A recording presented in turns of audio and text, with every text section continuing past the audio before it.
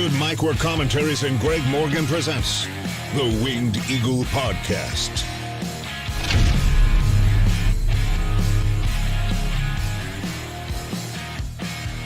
Happy Saturday once again, everyone. What's going on? Welcome to your Winged Eagle podcast for February 10th, 2024. And we got kind of a big one today. Lots of news to kind of catch up on. We had a pretty big SmackDown and Dynamite this week that we need to get into as well. A lot still to discuss about the Cody and Rock and Roman Reigns and WrestleMania plans. And now we have got a little bit of the groundwork set for Elimination Chamber as well, coming up in just a couple of weeks, as we had some qualifying matches for the men last night on SmackDown.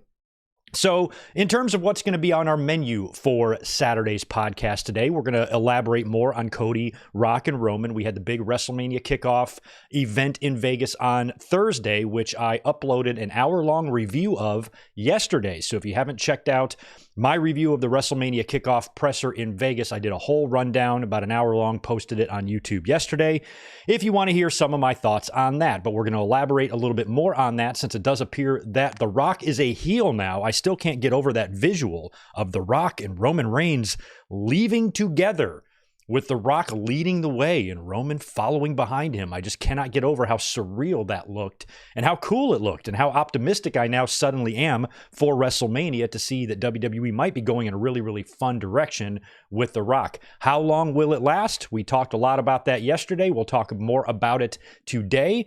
And, you know, WWE's creative plans, I don't believe for a second that all of this was planned, you know, as of last Friday's SmackDown when all of the shit hit the fan. It sounds like WWE did change plans, alter or pivot a little bit here. And now it seems like they might have, again, like they tend to do, fall ass backwards into a really, really fun storyline. So we're going to talk a little bit more about Roman, Cody, Rock, and even though we do have some answers about WrestleMania, like the fact that Roman is in fact going to face Cody, if you've noticed, they still haven't announced what night that is going to be on. And I'm not completely convinced that Rock is not going to be wrestling. You know, there's still possibilities of Roman working both nights. I don't want to see that, but it could happen. And we could see a triple threat. We could also see The Rock being a referee. I think one of those three scenarios is almost a lock for WrestleMania. So just a matter of what they're going to do and when they're going to pick back up on this. No Rock or Cody or Roman last night on SmackDown, but Rock and Roman Reigns are both booked for SmackDown next week. So that will be very significant, very interesting. We're also going to talk about AEW big business today. We're going to talk about Mercedes Mone debuting for the company in about a month. We're going to talk about Scott D'Amore being let go by TNA, which kind of sucked. We have some uncomfortable news to talk about in terms of the ongoing Vince McMahon federal investigation law and lawsuit that also names the company and also names John Laurinaitis. And we did hear some more information about the Ashley Mazzaro situation that took place in Kuwait all those years ago. Some news came out on that today. Also, we'll talk a little bit about Brock Lesnar. Looks like WWE is removing him from everything as well in terms of signature intros, cover art for video games, WrestleMania plans. Looks like Brock and Vince are both going to be getting that treatment, at least for the immediate future. And we have some very, very sad news on Billy Jack Haynes. Very disturbing story went down on Thursday, as Tito says hi. What's up, Tito? How's it going? Tito's here to hang out with us. We'll talk a little bit about that. WWE announced also on the Thursday WrestleMania kickoff presser that the little news story we heard about WWE testing like 5-minute matches at a TV taping during prior to the show a couple of weeks back. Looks like that was testing for this WWE Speed show that's going to be on Twitter. I'm not calling it X. I'm still calling it Twitter. We'll talk a little bit about that. We will run through last night's SmackDown. We'll talk about Triple H's stern warning to The Rock. And we'll talk about the Elimination Chamber with two big stars qualifying last night. And one of them who didn't qualify was the person that I was kind of secretly hoping would win the Elimination Chamber. So we'll talk about the future of Sami Zayn now that he lost last night, and McIntyre and Orton heading into the Chamber, and the face-off they had last night on SmackDown makes me wonder if that could potentially be a WrestleMania match.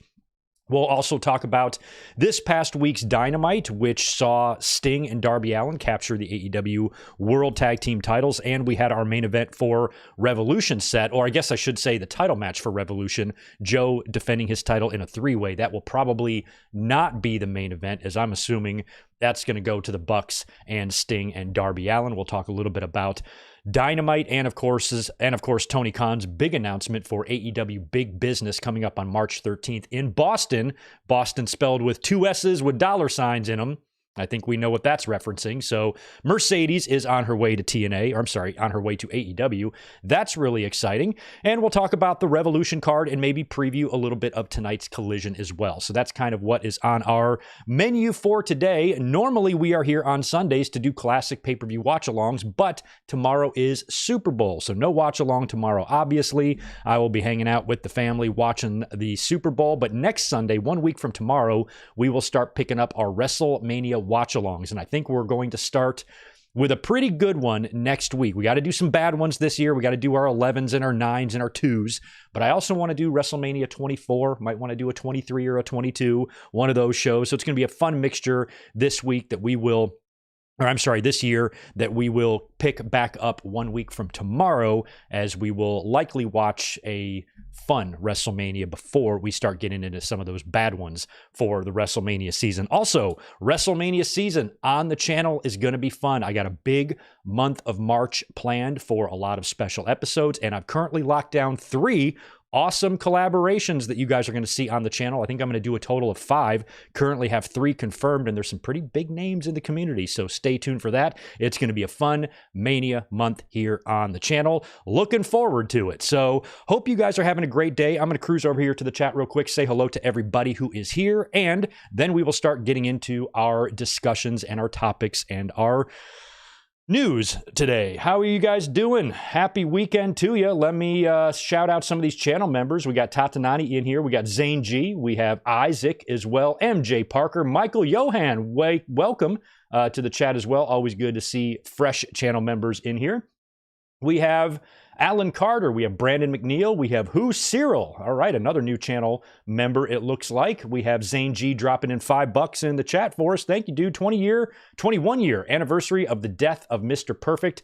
Hope all is well with you and Elizabeth. I did not realize today was the 21-year anniversary. I know he died in 2003. I cannot believe that was 21 years ago. I cannot believe 2003 was 21 years ago. I cannot believe if you were born in 2003, in February, you can drink alcohol. That's mind-blowing to me.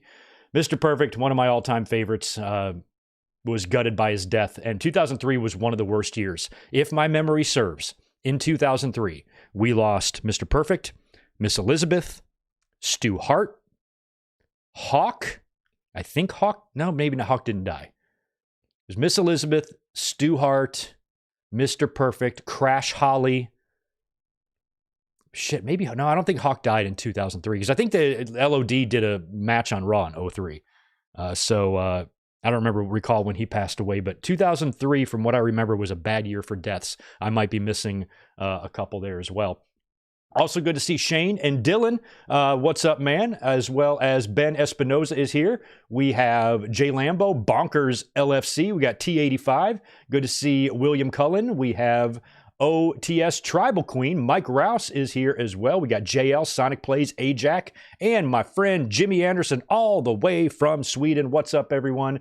Good to see Jimmy here, always saying hello. My kayfabe brother, Rodrigo, always a pleasure. Maddie is here as well. So is Xander, and so is Big J and Rodrigo and David Brown. Chaz Madeira is good to see you. We got Daniel in here. We have Vash Starwind. Anybody else chiming in as we get going here, welcome. Thank you for being here. Do me a favor, smash that thumbs up button for me. And if you're not a subscriber, would love it if you become one. The last couple of weeks have been pretty good on the channel. A lot of traffic, a lot of new subs. Pulled in a lot of new ones here in the last just few days alone. So if you are new, welcome to the channel. Thanks for being here, and thank you for subscribing. What should we get into first today, y'all? I think it's probably a good idea to follow up on the Cody Rhodes and Roman Reigns stuff. Now, we're going to talk about SmackDown later, so I might incorporate a little bit of last night's SmackDown into what I'm going to talk about here, but in terms of the actual results, we'll get into that in a little bit. But as we saw On Thursday, WWE held their big WrestleMania 40 kickoff press event in Las Vegas. This was open to the public, and it was really well done. A lot of fans said, oh, I wish this could have been done on Raw and SmackDown. And I get that, but at the same time, this is a new era in WWE. This is a new company. It's under new ownership, new management.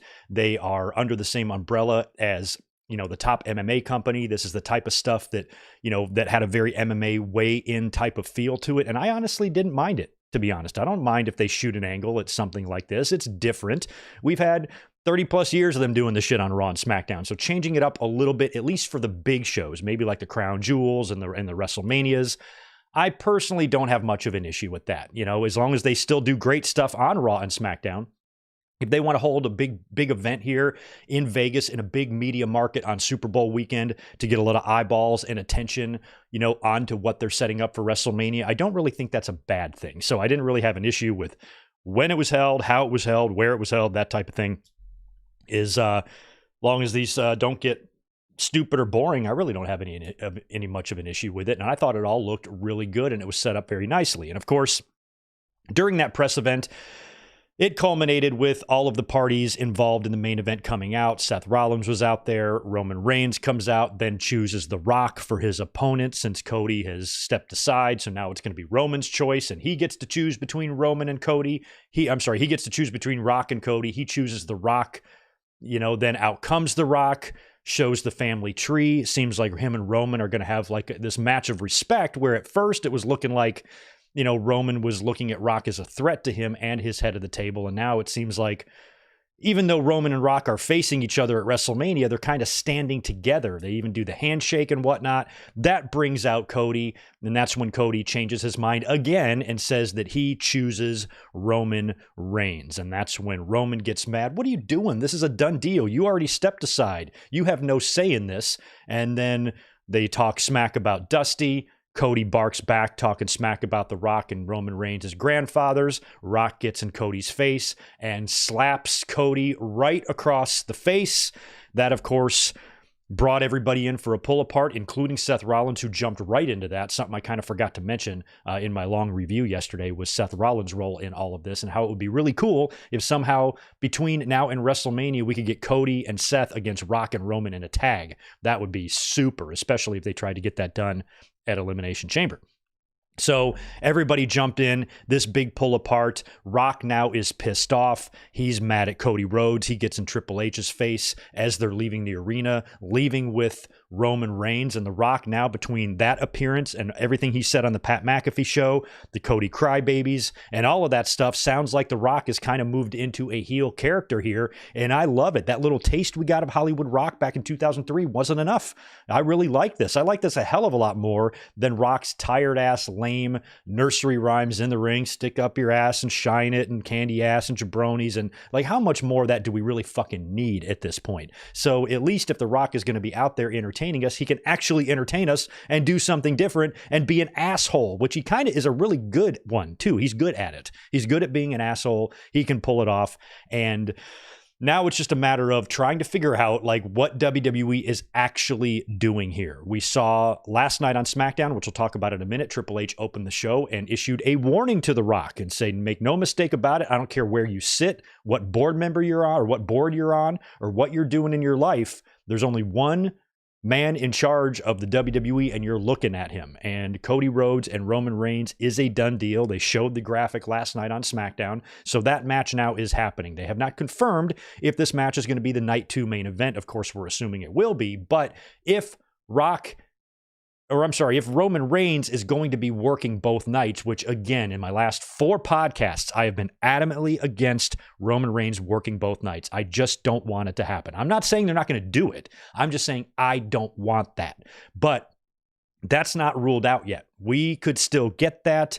Roman and Rock are going to be on SmackDown next week. They're going to have things to say about this. And maybe there's going to be some, I don't know, maybe some match at Elimination Chamber that might add a component to the Mania match or the dynamic. I don't really know how that's going to happen yet, but I feel like something else needs to happen because right now, the way it looks, this isn't making Cody look good, and a lot of people have brought that up, and they're exactly right. Cody stepping aside last Friday on SmackDown, a week ago, 8 days ago, was weird, and it didn't make any sense. This is a guy that's wanted to finish his story so badly. It's been his number one focus and motivation. And then when The Rock comes back, he just steps aside. And then a few days later, he now has to come out and choose Roman Reigns. Now WWE's wishy-washy creative has made your top star look like a dumbass. Why did Cody step aside to begin with if he was just going to say he's going to face Roman Reigns 2 days later? It made no sense. Or I guess 6 days later.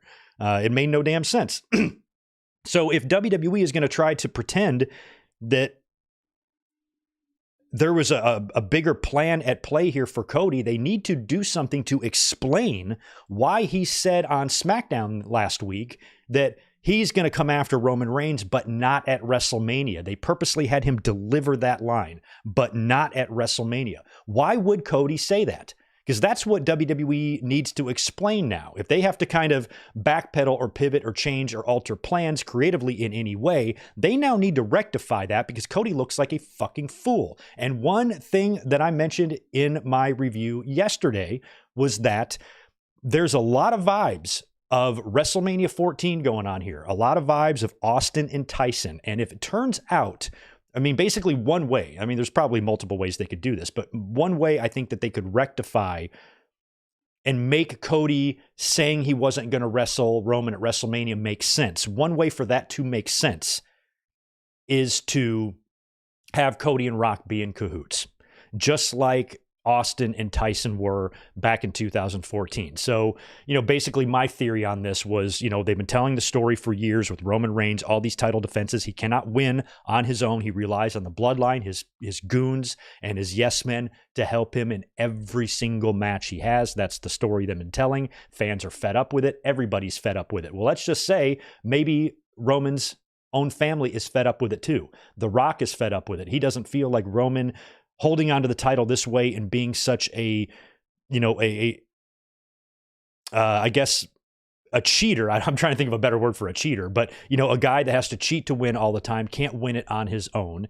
And he's making the family look weak, or he's making the family look bad. And so Rock wanted to come in and be the new head of the table since Roman isn't representing the family well or something. So maybe that's Rock's motivation in kayfabe. So, maybe Rock wants to prevent Roman Reigns from being able to continue to win the way he's been winning. He beat Cody that way last year at WrestleMania with Solo coming in for the spike. So Cody was saying on SmackDown that he was speaking to counsel, and Rock was one of those people. So maybe in their discussions, Rock and Cody, they've come up with this plan to say, why don't we do something? Let me turn heel. Rock will tell Cody, I'll turn heel. I'll get Roman to trust me. And then when they set up the match between you and Roman, I can be the special guest referee, because Roman wouldn't go for it if I'm still a babyface. But if I'm on his side and then I offer to be the referee, he'll say yes. But really, he's just going to be the referee to ensure that Roman can't get any help from his bloodline members. So maybe if Solo and Jimmy come out to help out, Rock turns babyface right there in the match. He's the referee. It appears that Cody is at an ultimate disadvantage with every single member of this family against him. But really, secretly, The Rock is there to thwart any efforts by Roman's lackeys to help him win. And Rock is there to make sure that Roman and Cody happens one-on-one. And when Rock stops Roman's family from helping, or stops Solo and Jimmy from helping, Roman now is mad at The Rock. Cody finishes off Roman right there in the middle of the ring, wins the WWE title, gets endorsed by The Rock, just like Tyson raised Austin's hand when he pretended to join DX. And then hell, maybe even take an American Nightmare shirt and you drape it right over the corpse of Roman Reigns. And then the next night on Raw or the next TV, who do you think Roman Reigns is going to blame for that loss? Do you think he's going to be targeting Cody Rhodes for a rematch? Or is he going to be targeting The Rock? And boom, there you go. There's your head of the table match that could be booked for Saudi.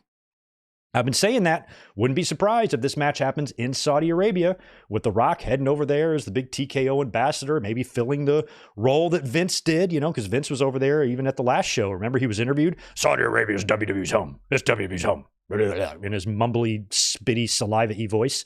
So maybe The Rock is the one to go over there and kind of be that representation, that fill the seat maybe that Vince sat in during those Saudi dinners and whatnot, and make it a big deal over there. Or you do it at SummerSlam. or you do it at WrestleMania 41. So I feel like that is one way to get out of this, to where it would make sense now for Cody in retrospect to look back. Why would Cody step aside? Maybe it was because Cody knows just facing Roman Reigns at WrestleMania isn't going to be enough. He's had title defense after title defense that he's been allowed to have family members and bloodline members help him because they take advantage of ref bumps or whatever. You ain't going to bump the ref. The Rock ain't going to take a ref bump. So maybe that's all part of it, is for Rock to play the role of Tyson and for Cody to play the role of Austin. Or this could be turned into a triple threat match, which we also talked about. Now it's Cody versus Rock versus Roman, which would essentially be a handicap match. It would also essentially be a handicap match if The Rock is able to be the special guest referee. Now, again, my special guest referee Tyson-Austin similarities, that might not fly, because why would Triple H go for that? Why would Triple H allow The Rock to be the referee? You think I'm going to let you be the referee and screw over Cody? How would The Rock get to be the referee is my question. So maybe my theory of Rock and Cody being in cahoots, that is invalidated. If it's a triple threat, I think that would be a lot of fun too, because that would match 20 and 30. At WrestleMania 20 and 30, Chris Benoit and Daniel Bryan both went into those triple threat matches facing opponents that had a strong connection to one another, with Triple H and Shawn Michaels at 20, Batista and Randy Orton at 30, and now maybe Rock and Roman Reigns at 40 going in there to face Cody. And shit, maybe Cody stacks them bitches with The Rock on the bottom, Roman on the top, 1, 2, 3, pins both their asses. That's probably not going to happen, but I think it would be cool. So basically, at the end of the day, I'm just feeling a lot better now, because my biggest fear and concern about all of this is that WWE was just going to do what they used to do back in the day and just go ahead with their plans regardless of how much negative backlash they're receiving from it. So I really didn't see that happening. I was worried that it would, but I'm like, man, that's going to be crazy. If they go out there on that press conference on Thursday, The Rock got off the plane the night before, arriving in Vegas. Tomorrow is going to be a day that the WWE universe is going to talk about forever. And I'm like, okay, for you to say that means that you guys either have a big plan to change things up, or you are the most tone-deaf asshole to ever exist. Because you cannot think that the fans are really going to want and be excited for you guys to hold that kickoff event and announce that it's going to be The Rock and Roman Reigns and Cody and Seth Rollins. There's nothing wrong with those matches in a vacuum by themselves. But when you're trying to do them by disrupting plans that have already been well laid out, that's what we have a problem with. And it's crazy to see all the stupid arguing by these dipshits online. You guys have wanted Roman and Rock for so long. Now you're getting it. You're pissed. If that's what you think, you are impossible to get through to, because that's not the case. You would have to be a fool to think that's why fans are mad. It's not the match they're mad about. It's how it came about and what they had to do to their current existing plans that the fans were already invested in to get that match done. You want to do Rock and Roman Reigns, fine, but don't just completely shoehorn it right in, and throw a monkey wrench into this well-oiled plan and just gobble it all up, for no reason, just to get the match done and fit it into Rock's schedule. Fuck that. Do it when you can make it a big deal. Do it when you can make it special, and do it when the fans want to see it. And now, if you go to Roman versus Rock, which as it sits, as we sit right now, looks like it will be coming at a later date, possibly after WrestleMania, maybe even a full year from now.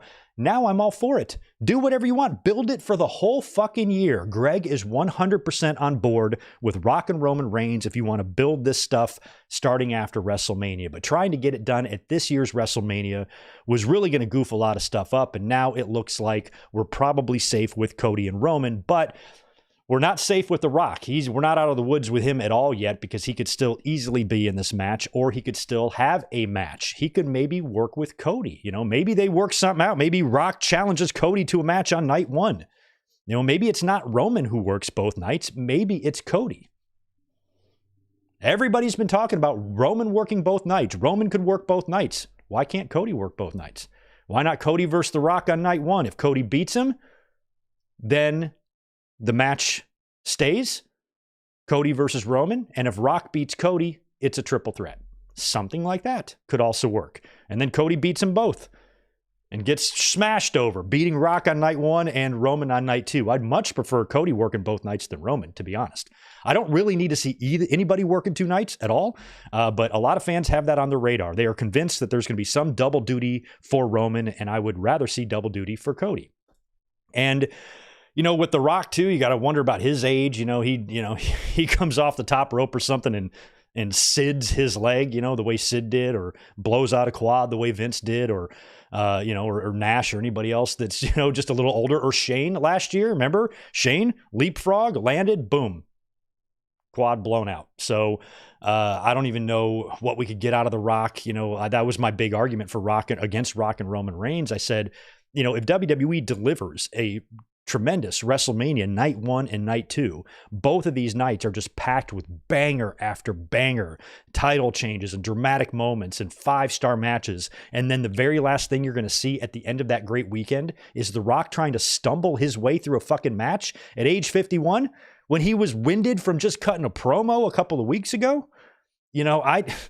Okay, but I don't know why we're thinking that's going to be the greatest match of all time. I just don't feel like that would be able to have the fan effect that Rock and Hulk Hogan did at WrestleMania 18. The crowd, even separating the nights, the crowd is going to be burnt out, man. I just don't know if the crowd is going to be able to take Rock and Roman on the same type of ride that they took Hogan and Rock on back at WrestleMania 18. You try to do that shit at night 2 at this year after 2 nights of great wrestling, I just don't know. I'm skeptical, which is why I'm glad that it looks like this is probably not going to happen in terms of worst case scenario. Rock is definitely probably going to still be involved in this match somehow, being a corner man, enforcer, referee, or he gets added and makes it a triple threat, or he works against Cody on night 1 or in the undercard of night 2. There's still a million different ways you could plug Rock into this that we have to think about, and some of that will probably get answered next week on SmackDown. But at least right now, Cody leaving WrestleMania 40 as the WWE champion is what I think they need to do here. And it would be perfect because Cody could win the title and move on to some other things. And then Rock and Roman Reigns can, have their issue, because even if the Rock and Roman are on the same page and the Rock is not engaging in some sort of a ruse or a ploy, and he's not in cahoots with Cody in any way, the Rock and Roman Reigns temporary alliance here could just crumble if Roman Reigns loses, and then the Rock, you got to send a man to do a boy's job or something like that. You've let the family down.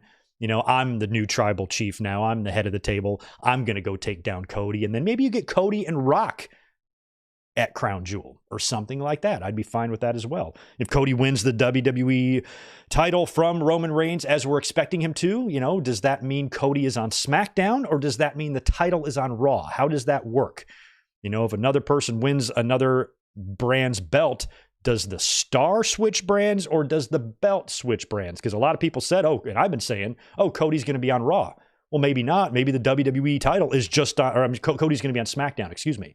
Cody Rhodes might not be on SmackDown. The WWE title might be on Raw. Either way, there's going to have to be, that's going to have to be made up for. If Cody leaves Raw, they're going to have to replace that talent and fill that void. But if Cody stays on Raw and Roman's belt comes over to Raw, that means maybe Seth or the World Heavyweight title then needs to be transferred over to SmackDown, which I wouldn't be surprised if they did, because they have moved the belts from brand to brand a lot of times throughout the years. They've done it several times. So maybe it's time to do that again and put the major title back on the 3-hour A show that will be on Netflix this year. So still a lot to think about there in terms of how all of this is going to play out and how much more complex is it going to get? I don't really know. I don't really think it's going to be just Cody and Roman now with nothing else going on. The Rock is going to be involved in this thing somehow, and The Rock is probably going to play a role in the finish.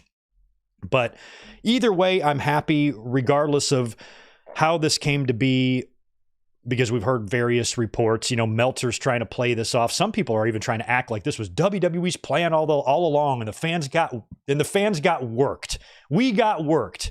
Yeah, what seems more likely to you? The WWE just purposely did all of that just to fuck with us, or they just don't have their shit together, or they underestimated the type of response doing something like this was, and they're like, okay, we have to go back to our original plan or we have to change things up. To me, it looks like they had to change things up. I think if this was the plan all along, the only way that makes sense is for Cody and Rock to be in cahoots, because then it kind of explains why Cody would maybe step aside for The Rock at WrestleMania. That was just a way to trick Roman, into aligning with The Rock. That way The Rock could actually help Cody. That's the only way that would really make sense, because Cody and The Rock were having conversations. Cody said that. I've taken counsel and spoken to The Rock. Rock came out. They shook hands. They hugged. He stepped aside for him.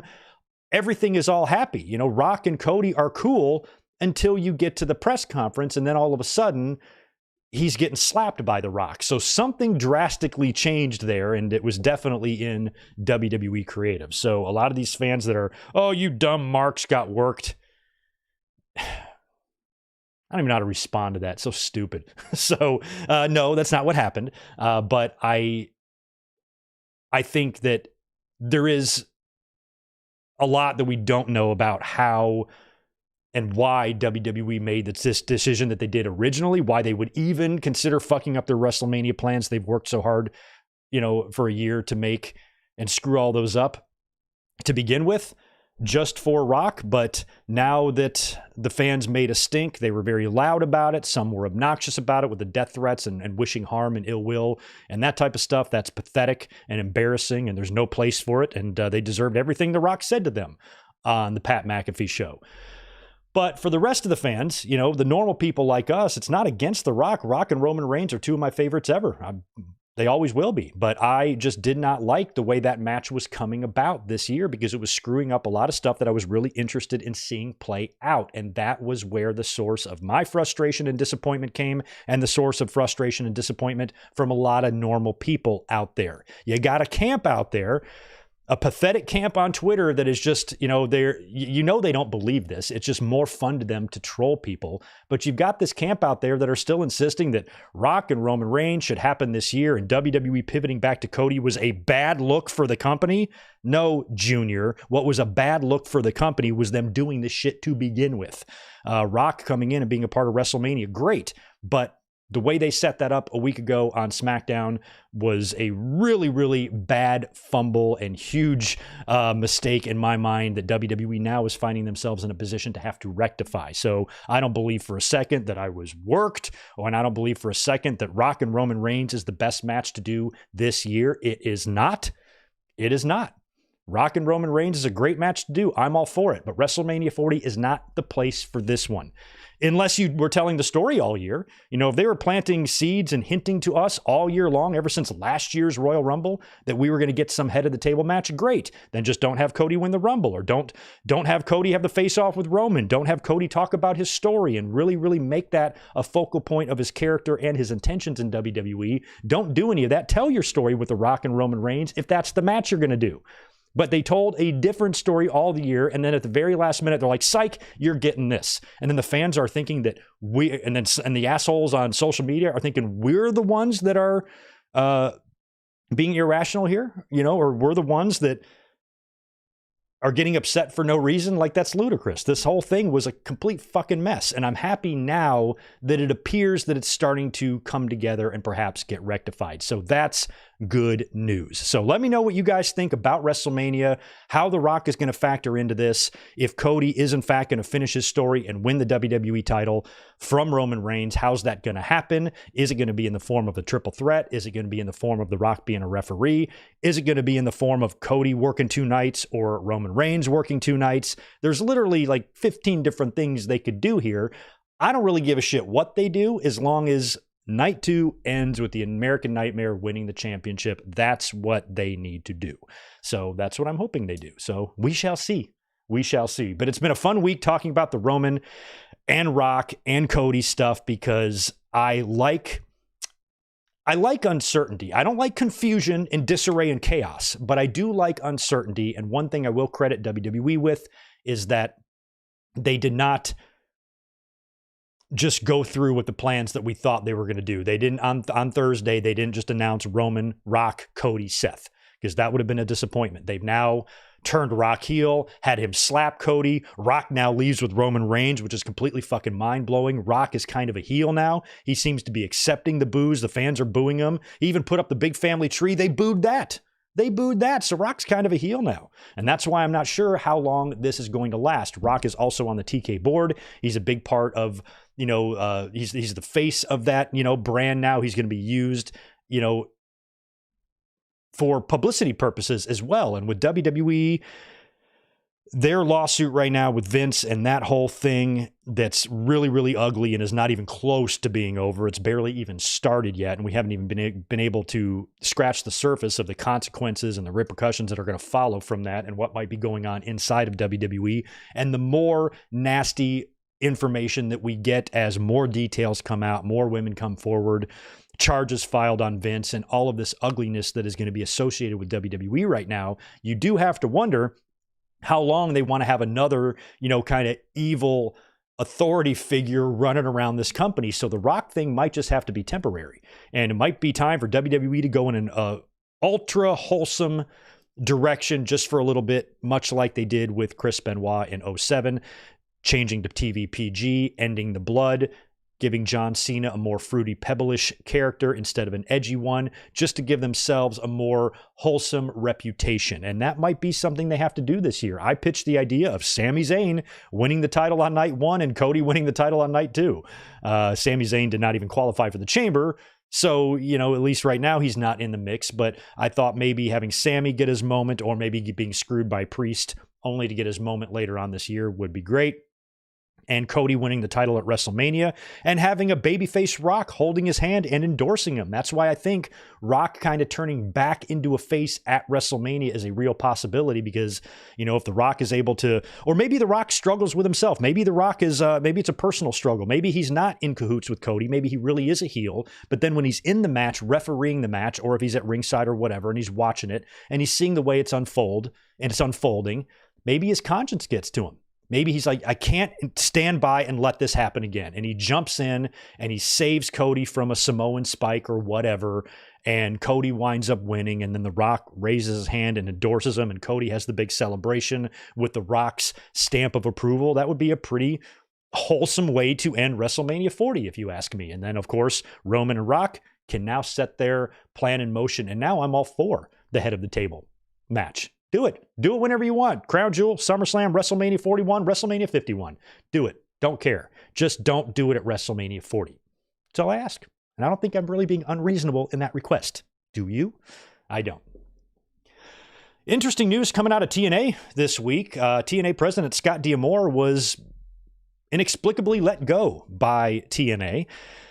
I believe they sent out a press release announcing this, and the gist of what's going on behind the scenes there, because Scott was really beloved. He had a lot of support from the talent. A lot of the TNA wrestlers were tweeting their support of him right after the news broke of his departure.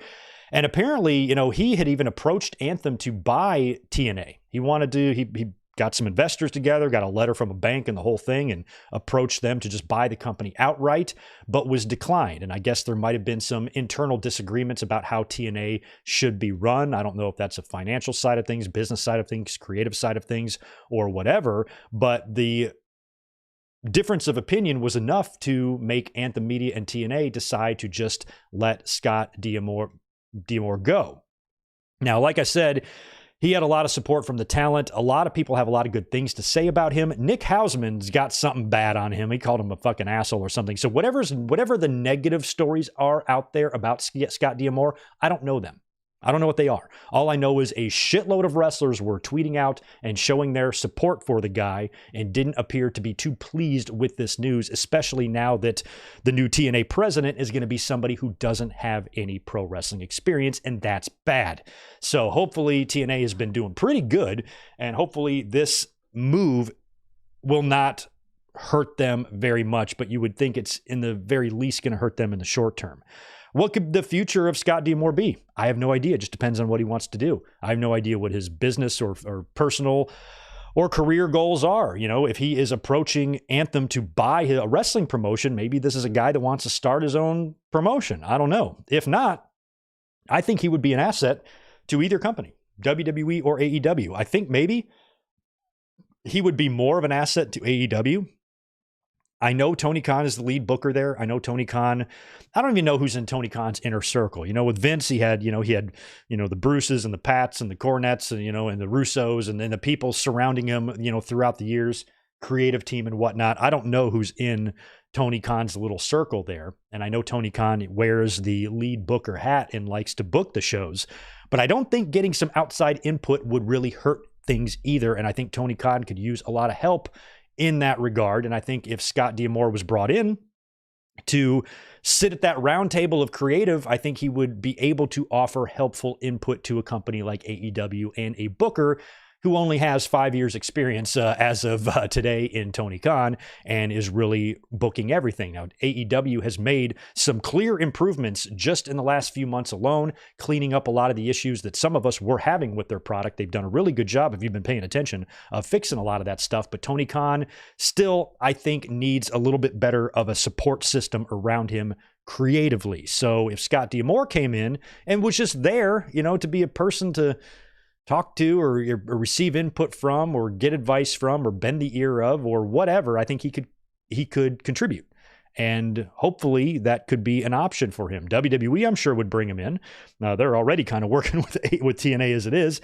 And I think, Jeremy Borash is there, Abyss, and some people who were in, TNA back in the day are currently working backstage in WWE. So maybe he could find a home there as well. It sounds like, based on how people respect his wrestling mind, that he's not going to be on the unemployment line. He can either find something else to do, like starting his own wrestling promotion, or maybe investing in one, or going to one of the majors, AEW or WWE. We wish Scott the best, and hopefully that situation works out as best as possible for Scott and for TNA and their fans, because I've been really happy about how they've kind of been able to survive through so many years of moments there where they really felt like they had one of the worst reputations in wrestling, hanging on by a thread. I thought they were going to go out of business 3 or 4 different times in the last 12 years. So the fact that they're kind of on the rise and kind of turn things around has been really nice to see. So I don't know how a move like this is really going to help that company, but we will see. All the best to Scott.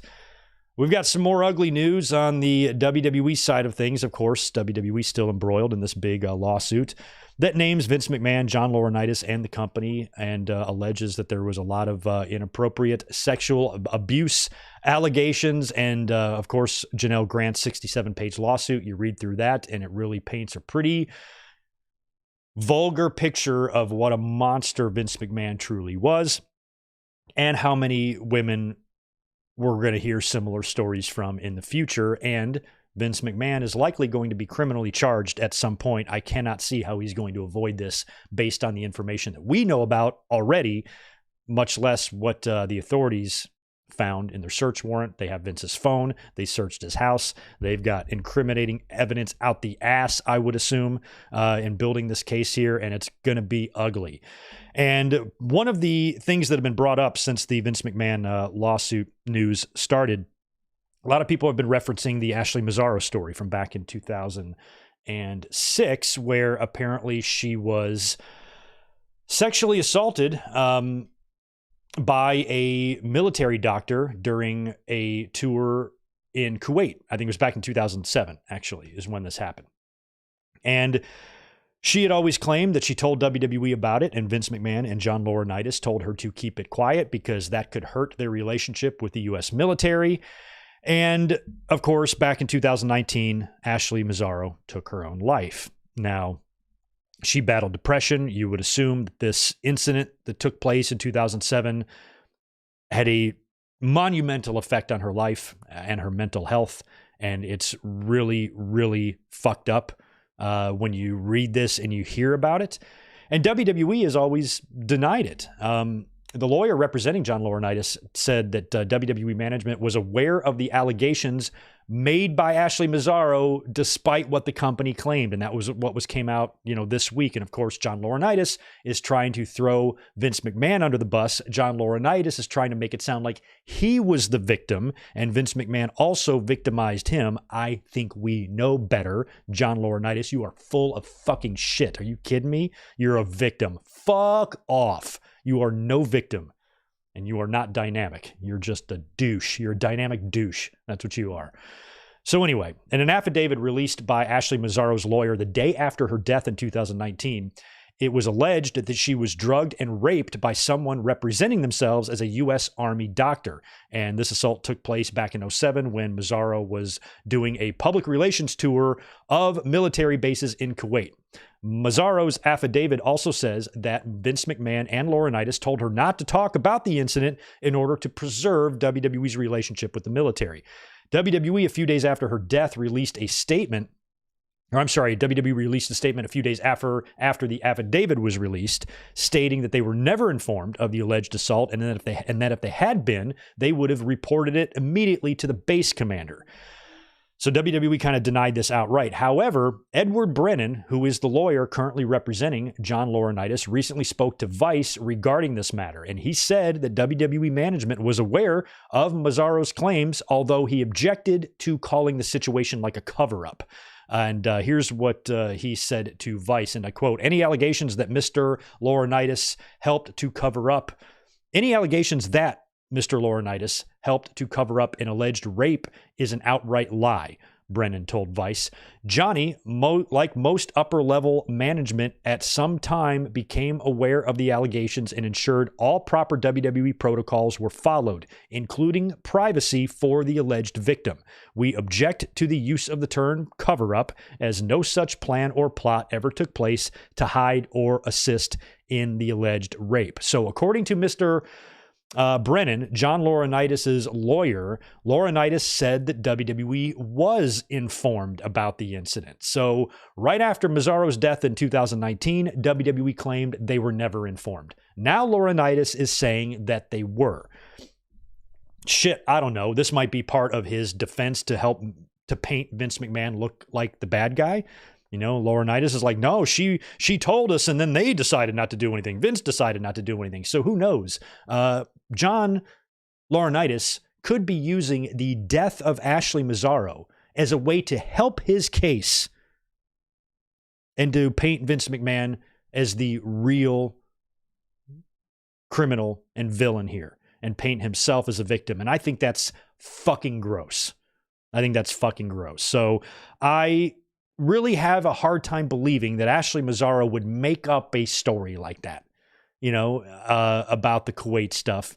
And then WWE claiming they were never told about it. This whole situation is ugly, but it's like really unsurprising. It really is. Just when you think about Vince McMahon, there's a clip floating around Twitter. It's so disturbing. And it's back probably around 2007. Vince McMahon had that funny hair, so it would have been after his head was shaved. So this would have been probably after the incident took place even. And Vince is backstage and he's talking to Ashley Mazzaro, and Matt Hardy is there as well. Matt goes off somewhere, and then Vince just gets right in her face. And he is just in her. He's being a sick, perverted pig. I know it's TV. I know Vince McMahon is playing a character. I'm not fucking stupid, but you can see it. You can see that Vince McMahon really he was enjoying every minute of that because he was getting a millimeter away from her face. He was putting his face right into her face, getting as close to her body as he possibly could, and he was loving every minute of it. He got to sit there and gawk at and be a pervert around all of those divas every chance he got to put himself in a sexual situation with one of these women. He did it. Tori Wilson's first appearance on WWE TV, one of her first appearances in WWE during that whole initial Alliance invasion angle, was her in the back in a bikini and Vince pulling down his pants. He is a fucking pervert. He is so disgusting. Yes, I know he's playing a character, but Vince McMahon, everybody who's ever been around Vince have always said that the Vince McMahon character is pretty much who he is. And it's really disturbing to go back and see some of that now, especially that Ashley Mazzaro clip. Vince is so fucking gross and dirty. He loves to have that commanding dominance over women. He loves it. He gets off on it. You can tell he does. And you don't have to, be a rocket scientist to read that 67-page lawsuit and realize that a lot of what we saw on screen from Vince McMahon was actually better than Vince McMahon, the real person. Hilarious. All the people bitching about that Ashley Mazzaro clip yesterday. He's playing a character. What are you going to say? That, all the people in movies are really shitheads as well? I'm like, no, what we're saying is, as bad as this Vince McMahon character is, he's actually not even as bad of a person as the real Vince McMahon. So how crazy is that? It's just disturbing. It's so fucked up, and it makes me want to fucking barf. It really does. And that's why I think it's going to be a long year. It's going to be a long year of these type of headlines. It's going to be a long year of this type of discussion here on the channel, because we're going to learn more. We're going to hear a lot more about Vince McMahon. I'm just wondering how much of this is going to be involved in WrestleMania season and how we have to try to balance trying to enjoy WrestleMania season while at the same time, acknowledging the horrific, details in this ugly lawsuit that's going on in WWE, and how many people were enablers or connected or involved or knew about it, or whatever kind of culture was created in WWE. TKO and Endeavor are finding themselves in a position of having to try to deal with this and manage this and clean out and change the culture there at the same time that they're in their busiest time of the year. It's a lot to juggle, not only for them, but for us too as fans, because it's really hard for me to come up here and talk about something serious like, Ashley Mazzaro's rape in Kuwait, and then turn around and talk about, the Young Bucks with blood all over their white suits. It's a weird, thing to have to like manage all these different levels of emotion and levels of seriousness. And I think WWE is going to be in for a long year. But despite all of that, they're making history. Biggest WrestleMania of all time we could see this year. Huge multi-million-dollar, billion-dollar deal with Netflix. And they're still firing on all cylinders. They had that little hiccup last week with Cody Rhodes stepping aside for The Rock, and then we're all freaking out thinking that WrestleMania is all of a sudden in the shitter. Now I'm not feeling that way anymore. I feel like we're still on track to have a pretty good WrestleMania season, but it's a lot to manage in your head, like trying to come up here and talk about heavy, dark, deep shit while at the same time 5 minutes later talking about some silly ass wrestling storyline. It's I don't know how I'm supposed to manage that, really. So just know that I'm doing the best I can, with this. And sometimes these podcasts can be uneven if we're talking about dark stuff, and then we're going to talk about, our truth, as we are here in a few minutes. So I don't mean to take anybody on these emotional roller coasters. It's just the way the headlines are right now.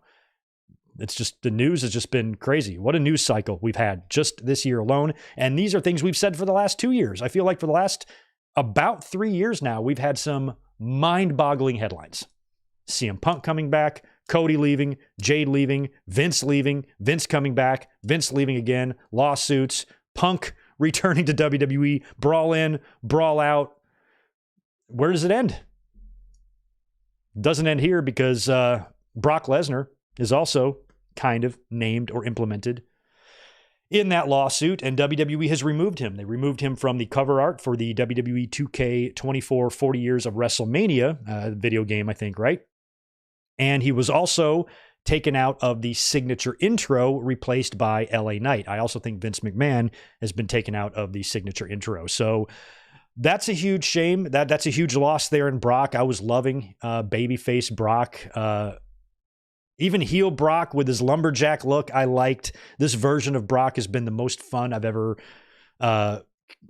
seen Brock, and I've really enjoyed his work. But, if he's one of the ones that is totally aware of Vince McMahon's behavior, and he's receiving text messages from Vince of him taking a shit on the face of Janelle Grant, then yeah, I don't want to see Brock Lesnar ever again. Ever again. Sucks. I don't want it to be the case, but that might be the way it has to be. And WWE, just removing Brock from WrestleMania plans would maybe make you think that, okay, they're going to use Brock again sometime in the future. And honestly, I don't even think Brock, if they're bringing Hogan in and they're having him do the voice over for the Royal Rumble, I don't know. I don't know where the moral line stands, guys. I don't want to be the one to make this decision. But to me, call me crazy, but it feels like having what we know about Brock. You know, if Brock, I don't think Brock was in the bedroom for any of these things. I don't think Brock had sex with Janelle Grant. Maybe that stuff will come out in the future or whatever. It just sounds like Brock was kind of aware of this. That sucks. And anybody who was aware does need to go, yes, but where do you draw that line? If Brock, let's say Brock received 2 text messages from Vince of Vince's naked girlfriend. And then Hogan did everything we've seen him do. You know, the racist shit, the sex tape, all that nonsense. Which one's worse to you guys? If you had it, which one would you rather have put on TV? I don't know. I don't want to make this decision. I'm just saying, like, it is pretty crazy. You know, maybe there's more about Brock that we don't know for them to actually remove him from everything. And we might never see him again. We might never see Brock Lesnar wrestle again. And if that's the way it's got to be, that's the way it's got to be. But I can't help but feel robbed as a fan that behavior like this has not only shortened the careers and tarnished the legacies of people like Vince and Brock, but it's robbed the fans of shit too. I know that sounds selfish and tone deaf, but fuck, it's true. You know, it doesn't take anything away from the victims. I still mourn Nancy and Daniel every single day, you know, and I'm also disappointed and pissed off that I can never celebrate Benoit's career again. We can't. It's the way it is. It sucks. Here's something else that sucks. Really sad news here. Looks like Billy Jack Haynes has killed his wife. Billy Jack Haynes was arrested on Thursday in Portland, Oregon. This is according to Coin.com. Police reported responding to a possible shooting at around 9:52 a.m. on Thursday morning. For hours, officers said a man they attempted to contact inside had not cooperated with them and may have been armed. A tactical team with PPB reported that the man eventually came out of the home and was detained 2 hours later. So he came out of the home and he was detained 2 hours later. I don't know what the fuck he was doing out there, just sitting in the yard. Police said officers went inside the home and located a dead woman, and detectives responded to the scene and began their investigation. There is no ongoing threat to the community, according to police. Police have not identified either the person in custody or the victim, but neighbors say a former pro wrestler lives at the home with his wife. It was revealed that this person was, in fact, Billy Jack Haynes. Jim Valley, shout out to Jim Valley on Twitter, had posted this story prior to it being revealed who the suspects were, but he said it was Billy Jack. He goes, it's him. It's exactly who it is. It is Billy Jack Haynes. He is the one that is suspected of this, and that's a real big shame because Billy Jack Haynes now add him to a long list of wrestling murderers, but in his case, I also think he's dealing with some severe mental problems. Billy Jack has never been right. He's had a weird few years. I mean, back in 2018, this is only 5 years ago, he had claimed that he witnessed the murder of 2 young boys who were like hit by a train in Arkansas in like 1987. This would have been after his WrestleMania 3 match with Hercules. I think it took place in August. And apparently it was a cold case. It was like an unsolved mystery that these 2 boys died on the tracks. And there was they suspected could have been a suicide. They might have been passed out from smoking weed or whatever it was. It was never really, solved what really happened to them. Billy Jack claims that it was a murder and he helped place the bodies on the track to make it look like an accident. Talked about some of his dealings with the cartels and things like that. He just doesn't seem right. And I've said a few nasty things about Billy Jack myself because it was way before 2018, probably even a few years before that. I was just watching a shoot interview with him and I just thought he was such an asshole in it. I'm like, what is wrong with him? He's so bitter and angry and aggressive. Ken Patera, another Portland wrestler, or was he Portland, Maine? Ken Patera was another one where he did an interview and he's just being a jerk. He even kind of threatened the guy interviewing him, like, say that one more time, I'll smack your face, or I don't know, whatever. He just came off assholish. Billy Jack Haynes did as well, and there was just one interview with him that I just thought he was an unimaginable asshole and just lost a lot of respect for him. And I think I said as much on the channel whatever year that was. Then he had a couple of other interviews came out. He had that funny haircut for a while. And then, the deal in 2018 where he's claiming that he was, a part of this murder cover up. He just seems like he might be losing his mind a little bit. And he definitely wasn't all there mentally. I have no idea what went on inside that house on Thursday. But sounds like he shot and killed his wife. And now at the very least, he's going to be going to jail for the rest of his life, if not probably a mental institution or whatever's going on there. That's all the details I really know. I just kind of had those memories of his of those interviews. I remember that 2018 story, what he talked about with those murders. And of course, now with what we learned on Thursday, Billy Jack Haynes was a wrestler that I have a lot of memories of from like 1987. He was somebody that had that kind of effect on me like a Dr. D. David Schultz did. Killer Khan, Billy Jack Haynes is one of them too, that just kind of scared me when I was a kid. And Billy Jack was very believable. I remembered the full Nelson battle he had with Hercules that led to the WrestleMania 3 match with Hercules busting him open with the chain. And I always liked Billy Jack as a kid. I did. I thought he was awesome looking, huge physique, just big badass looking dude, but apparently a very troubled person. And that's been going on for years and years. And now apparently he is being held on suspicion of murder. And it doesn't sound like it's much of a suspicion. He did it. But until they prove it and he's convicted, at this point, it's still alleged, but ugly story, sad story. Condolences to the family of his wife. That's horrible. Especially if she is innocent in this and she was a victim of his, mental instability or rage or whatever was going on with him. It sucks because you got to get these people the help they need. Otherwise, situations like this can happen. Don't know, really. I didn't see anything in the police report about drugs or alcohol, so that's still even to be determined if that played a role here. But it sounds like it's more of a mental health issue with Billy Jack Haynes, and it just sucks. It just sucks. Before we get into our next thing, let me just go over here to the chat and see if I've been missing anything. If you guys could mash some thumbs up buttons for me, I would greatly appreciate it. I'm going to do a refresh here because I might have some supers to answer. There we go. I'm going to get back up here to the top so I can answer these for you guys before we get into our next thing.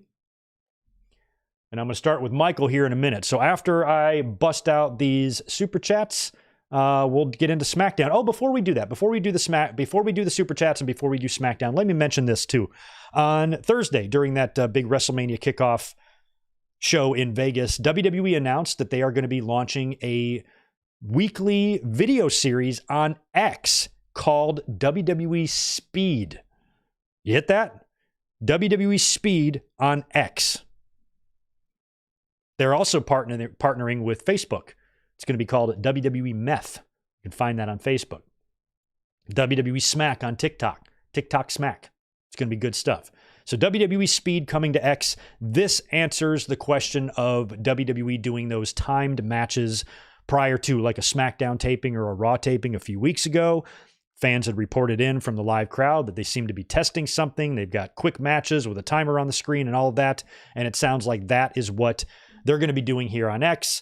They tried the Facebook thing years ago, right, with the Mix Match Challenge. So maybe it's, kind of an idea, like that, but just with quick little matches. So we'll see how it goes. I'm not against it. It's on X. It's not taking up any TV time. What the fuck do I care? I can watch it at my leisure or not watch it at all. So I've got no reason to let it bother me. If I don't want to watch it, I won't watch it. But if it turns out to be something that is a hit or a concept that works, that's going to be great for them. So WWE Speed on X starts in April, by the way, is when this is going to start. Let me say hello to Michael Kumo dropping in $5. Thank you, my friend. I don't think WrestleMania 9 was overall bad. HBK versus Tatanka, Steiner versus Head Shrinkers, Perfect versus Luger weren't bad matches. I thought Heenan was great. Yeah, WrestleMania 9 wasn't bad, but man, you're talking to a Bret Hart fan here, Michael Kumo.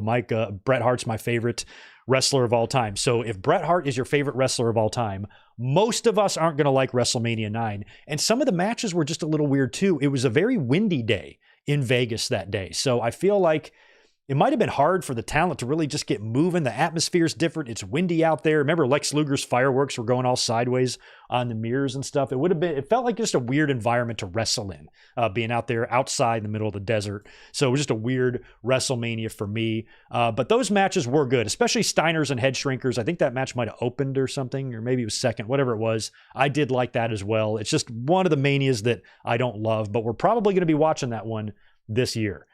We've got Jonathan Cantris. Thank you so much for the $10. Loved the kickoff. I would love for Cody to call out Rock for having Roman's back after what he did to Jay and disrespecting Dusty. Also, Cody egging both on how Rock is leading and not Roman. Yeah, Cody could do that. You know, Rock right now and Roman Reigns seem to kind of be temporarily on the same page, but Cody could, you know, he could be the person that stirs the pot there. He could be the person that drives that wedge between Rock and Roman and gets them fighting with each other. And maybe he can use that, you know, as an advantage against Roman Reigns, because as we talked about earlier, you know, Roman's whole story of retaining the title has been due to Bloodline's help. Now he has The Rock on his side. How is Cody going to overcome that? That's why Cody either has to have a trick up his sleeve, or maybe he's got to be in on it with The Rock or something like that. We will see. Jey Uso also playing a role here could be fun. I think Jey Uso could maybe rejoin the Bloodline. I think we might see a babyface Bloodline stable, possibly if Roman goes face after Mania or something. There's a lot of fun possibilities, and that's what is cool about this. Even though I panicked a little bit and I was a little bit disappointed that Cody Rhodes' story might be derailed off WrestleMania, now that it's back on, you see how many possibilities lie ahead of us after WrestleMania, where the way they were doing it before wasn't leaving us with much, you know, and I felt like now we have a lot more, oh, this would be cool, or this happens, this would happen, and, you know, the sky's the limit. You can just get your brain, you know, moving in a million different directions to come up with all these possible fantasy booking scenarios we could see after WrestleMania 40 this year. So thank you for that again, Jonathan. Also want to welcome Ian Dunn, any other channel members coming in. Good to see you guys. And welcome, who's next on the super chat list? Will Chisholm. Thanks, Will. Good to see you. Appreciate the $5 as always. As a 33-year-old man, seeing Rock and Triple H still at it in the boardroom in storyline, it's starting to feel like WWE versus the Bloodline. They might be setting that up. I like the Rock and Triple H's little power struggle. That's a lot of fun. It sucks that Triple H is permanently retired. I don't think he can even attempt to have a match. I don't think they would let him. I think he's got some sort of a pacemaker in his heart now. So that's not an option. But the way The Rock kind of got in Triple H's face at the presser and the way Triple H kind of called him out last night on SmackDown, God, it makes you wish that match could actually still happen. And we almost got it like 8 years ago, but it never came to be. We have Mike Witt is here. Appreciate the $2, man. I'm glad you're here, Mike. DM me on Twitter, if you can, you know your old account that seems to be locked out. If you can find where you've made a comment on a chat with that old account, let me know where to find it. I might be able to unblock you from there. That's something Joe Cronin mentioned to me. So I'm going to give that a shot. But Mike, thank you for that. Appreciate the $2. Rock is obviously turning on Roman at Mania. # Tyson. I don't think it's obvious. I don't know why it was obvious turning on Roman. Somebody told me last night when I was mentioning who's going to face Seth, they just took, Seth is not losing the title. How do you know this?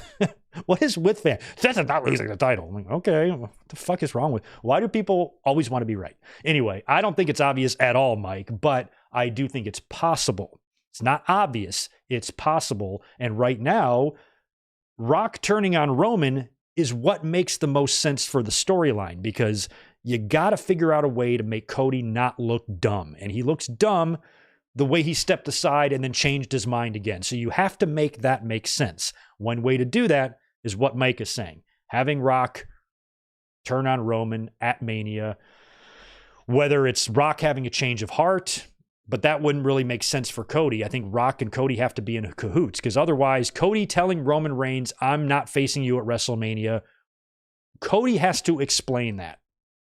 Cody needs to make that make sense to us, because right now, Mike, it don't. Population 420, night 1, Rock versus Cody. Winner faces Roman on night 2. I'm pretty sure during my gum flapping there, I brought up that very fact. Thank you, Population.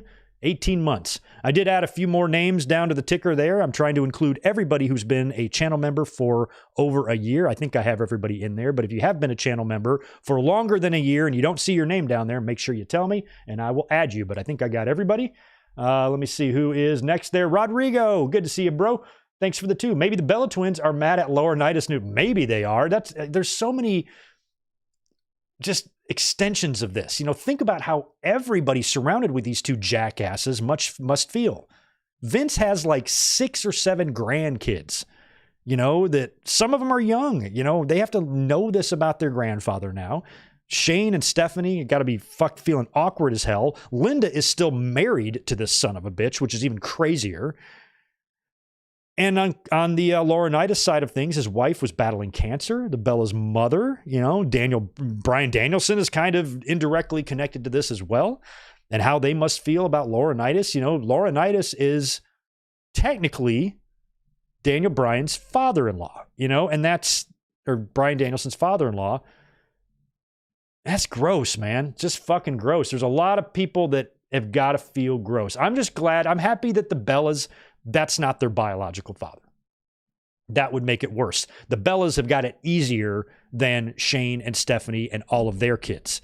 Shane and Stephanie's kids now got to look at their biological grandfather, and Shane and Stephanie have to look at their biological father in a very unflattering light now. At least with the Bellas, they can just say, fuck you, Laurinaitis. We never have to see you again. There is no connection to us, unless our mom stays with you. Who knows what's going on behind the scenes there? That's not our business, what happens to them. But you do have to wonder how it makes them feel and how you would feel if you were in a situation like this where, Rodrigo, you're completely innocent and you find out that your grandfather is an abusive, violent, rapist monster. But yet you've spent your whole life telling your grandpa that you love him.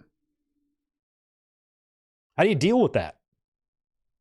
I've lucky enough I've had plenty of friends and family that have done things that have disappointed me, but I've never had, just flat out criminals and rapists that I've had to try to balance. How am I supposed to be their family member, love and support them when they've done something so horrible? Luckily for me, I've never been put in that position. But you got to think about how the ripple effect of Vince and Laurinaitis and anybody who's connected with this, Brock, how that is affecting their families and their circles. Like I said, it's none of our business, but you would have to assume that things might be stressful in those worlds right now, Did I get all the super dupers? I think I did. I think that's it for now. Let's talk about last night's SmackDown. Like I said, Triple H opened the show last night and he issued a warning to The Rock. He has Pierce and Aldis in the ring with him, by the way. So both GMs are there. We had an assumption that they were going to start setting up Elimination Chamber stuff tonight, since they didn't start that on Raw on Monday with the qualifying matches for the men, because at the time there was nothing to qualify for, because Seth at that time on Monday was still probably going to face Cody. And of course that all changed. Now they are back to the original plan that CM Punk let slip in his injury promo, that he wanted to go to Elimination Chamber to earn his spot. So they're back to that. They're going to have qualifying matches for Elimination Chamber tonight. But first, Triple H said that the road to WrestleMania is now on fire. We took a sharp turn, and he wants to clear a few things up. And he said, some people in this company need to know their role. And some have tried to assert their authority when they don't have any. And he says he doesn't care where The Rock sits or what seat he has at any table. When it comes to WWE business and who's in charge, you're looking at him. And then he confirms up on the screen, Cody Rhodes versus Roman Reigns at WrestleMania. So this seems like Triple H is now getting involved in this. By the way, they're now announcing him as Paul Triple H Levesque. I don't think they have been announcing him as that prior to the Vince stuff. I think Triple H is now going to be, they can't really call him his gimmick name. So they're now he's Paul Triple H Levesque. It's just interesting hearing them call him that when he's coming out to the King of Kings theme, So now with Triple H making this match and say, no, this is what we're doing, you do have to wonder if Rock and Roman are going to have a problem with this, and then there's going to have to be some, forced type of compromise. I don't know. That's why I think a lot is still up in the air. for WrestleMania, because Rock and Roman Reigns next week on SmackDown are going to have something to say about this and are probably going to propose some alternate plans for Mania. And we're still going to be working this shit out for the next couple of weeks. So after he issues that warning to The Rock, and later on in the night, by the way, is when Heyman informed Triple H that The Rock and Roman will be there next week. So Triple H then turns things over to Nick Aldis and Adam Pearce. And Nick Aldis confirms that the Elimination Chamber will determine the next challenger. So I did have a suspicion that you would have Raw and SmackDown people in this match because if it's a Raw title, yes, but they had Raw and SmackDown people in the World Heavyweight title tournament. So it makes sense that Raw and SmackDown people would be in the Elimination Chamber just like they were in the Rumble. And we're going to have 6 qualifying matches consisting of 12 participants, and they flash them on the screen. Aldis turns things over to Adam Pearce, and he reveals the 12 participants in the qualifying matches for the Chamber. It's Randy Orton, Bronson Reed, Kevin Owens, Logan Paul, Ivar, Bobby Lashley, AJ Styles, Dominic, LA Knight, The Miz, Drew McIntyre, and Sami Zayn. And tonight on SmackDown, we were going to get 2 of those qualifying matches, Drew McIntyre versus AJ Styles, which would open the show. And we also got one for and then the main event, we had Randy Orton versus Sami Zayn. And we also had a women's qualifier as well. So now we have all the men's participants, and 2 of those matches were going to be tonight. Shout out to Jersey Mike's. So Drew McIntyre and AJ Styles opened up the show one-on-one. That's a nice match to start with, don't you think? Wow. Hell yeah, I'll take some of that. Drew and AJ one-on-one. LA Knight was out there on commentary. So I'm like, okay, Drew was winning this match either way. Drew McIntyre has been on a roll. He's been doing the best work, many people say, in his career. Everybody is Team Drew right now, including myself. I'm loving the t-shirt. I'm loving the Punk trolling. They're setting up a great program there when Punk comes back. But in the meantime, a lot of people have Drew McIntyre pegged to win the World Heavyweight title now. He should be the one to do it. I'm torn on that issue. We just saw Drew and Seth at the beginning of the year, and Seth beat him. I think fans would argue, yeah, Drew's a different person, though, than even he was just a month ago. He's just really, really stepped up. So you could essentially do Drew and Seth again, and it would still feel fresh. Yeah, and I do get that. But again, this is WrestleMania we're talking about here, so I'm not sold on Drew challenging Seth. But first he has to get by AJ Styles. But since LA Knight was out there on commentary, you figured AJ and LA are probably going to cost each other their matches in these Chamber qualifiers and perhaps set up a one-on-one match at the Chamber between the two or something like that. So it's Drew and AJ Styles, LA Knight on commentary. LA Knight and AJ get into it.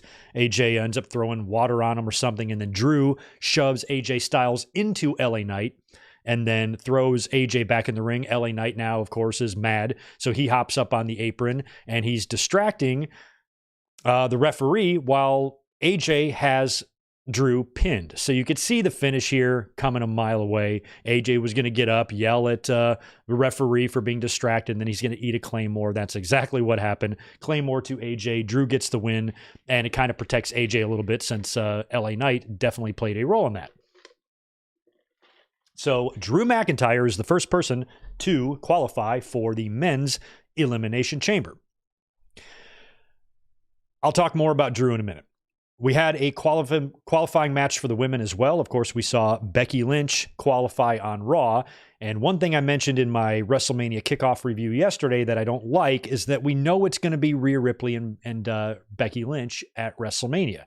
So this is a pointless Elimination Chamber to have, to be honest. But Bianca Belair took on Mia Yim.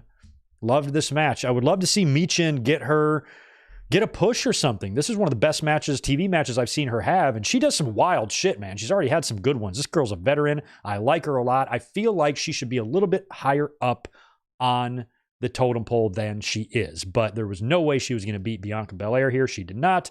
Bianca wins and qualifies for the Chamber.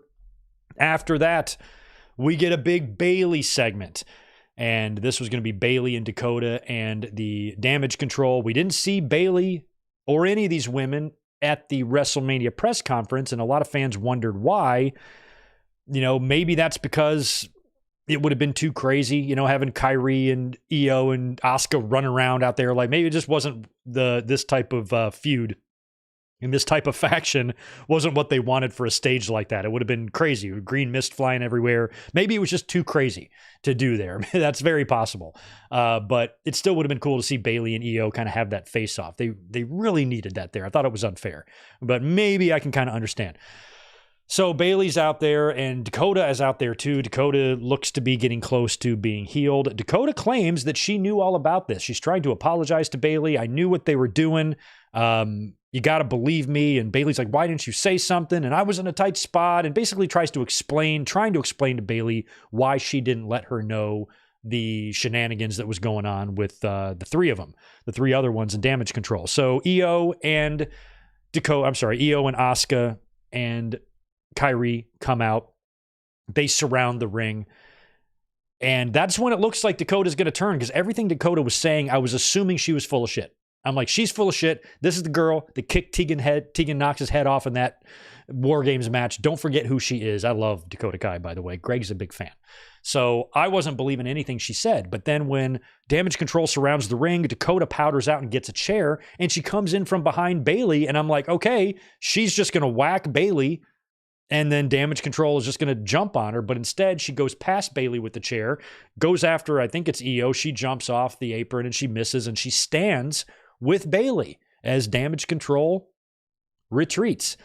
I'm still not trusting it. I still don't. I think maybe Dakota screws Bayley at WrestleMania. Maybe the two of them are going to remain together going into Mania.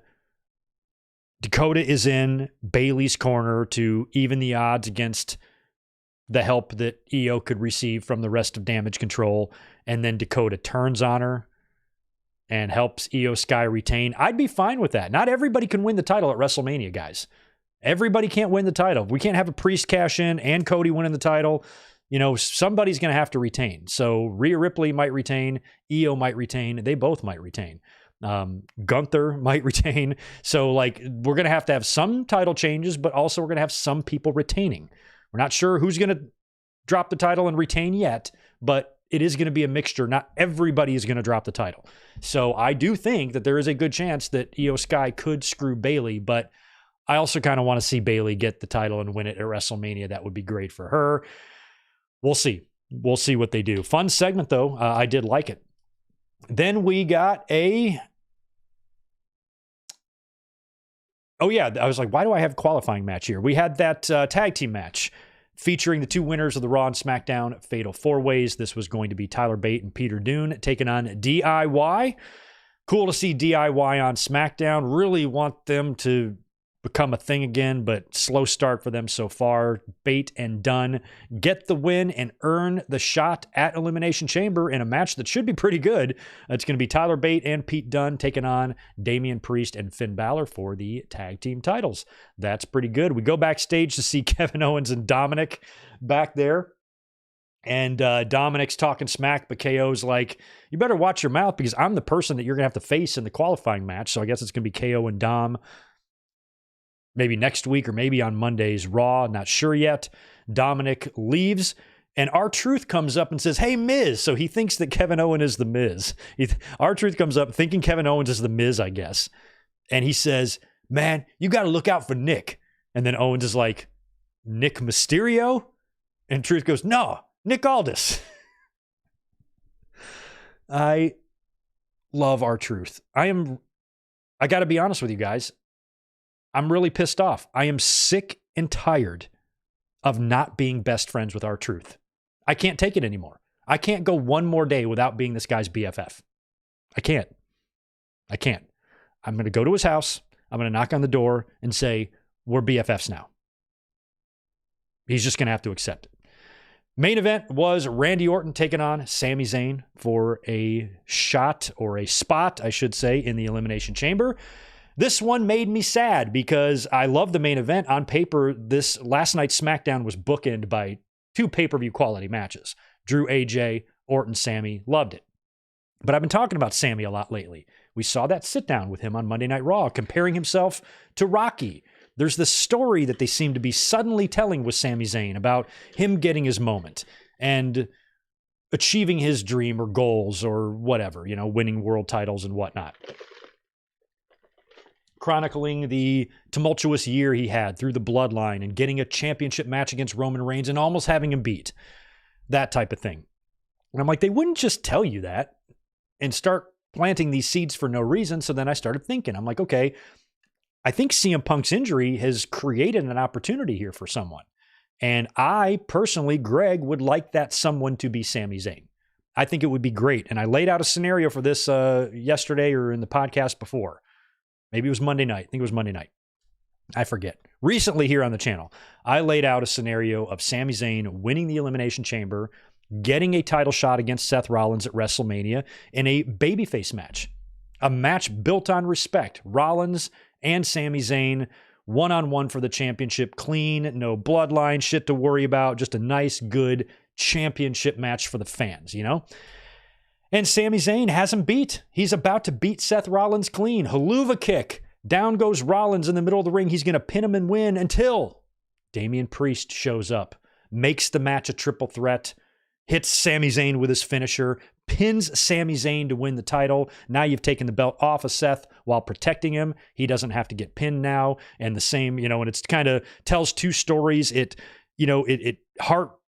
breaks the heart of Sami Zayn and the fans, who's just 3 seconds away from being world champion. And then Priest comes in and prevents it from happening. And then Seth Rollins, of course, pulled the same stunt himself against in WrestleMania 31 in that match between Brock and Roman Reigns. So you kind of have some history there with both, or a connection to both, a reason to do it.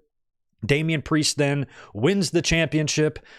Maybe Seth Rollins then goes to SmackDown or something like that, or whatnot, and you have Damian Priest as the new champion. And then Sami Zayn beats Damian Priest for the title at SummerSlam.